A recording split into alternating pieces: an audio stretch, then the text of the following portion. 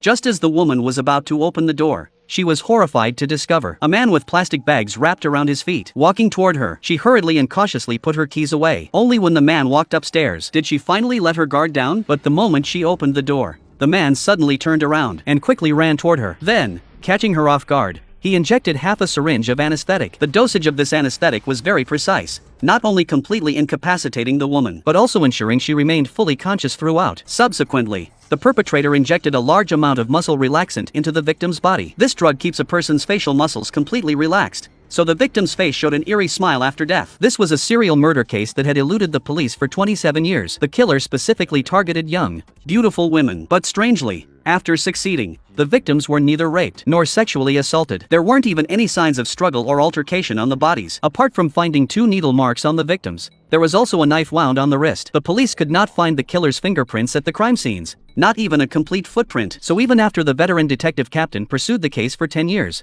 the killer remained at large. Nick was a rookie who had just joined the detective unit for a year. He had always wanted to work on major cases on the front lines, but the captain never gave him the chance. To avoid discouraging him, the captain had once promised Nick that as long as he worked for a full year, he would be allowed to handle major cases. Today happened to be exactly 1 year. Yet, when his colleagues went out on cases, they still didn't take him. To appease his frustration, the captain finally showed him this serial murder case that had been pursued for 10 years and remained unsolved. The interval between the first 2 cases was as long as 3 to 4 years, but between the third and fourth cases, only 1 day had passed. There was no discernible pattern in the timing. The only consistent pattern was the modus operandi. The captain meticulously deduced the killer's crime process, but what he emphasized most was a point he still couldn't understand to this day. The killer could have killed the victims quickly, yet he chose to use wrist slitting, forcing the victims to consciously and hopelessly watch themselves die, but in the end leaving behind an eerie smile. Although Nick didn't say it out loud, he secretly vowed in his heart that he would solve this astonishing mystery case himself one day. But he never expected that day to come so soon, and the caller was none other than the real killer of the serial murders. Because he had accidentally seen the wanted notice issued by the police, he planned to commit another crime today,